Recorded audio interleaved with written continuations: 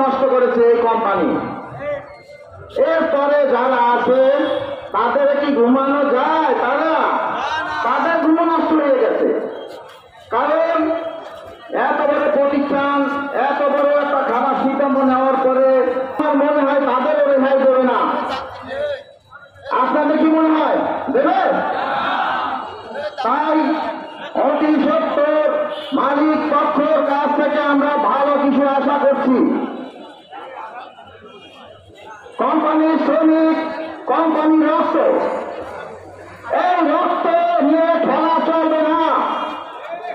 এই রক্ত নিয়ে যদি আপনারা খেলেন, এই রক্তের ভিতরে একদিন আপনারা করে হাবু খাবেন। আমাদের বিশ্বাস শ্রমিক ছাড়া কোন দেশ চলে না। যাবেন আপনি শিল্পপতি, কোটিপতি যাই হন, আপনার কিন্তু একটা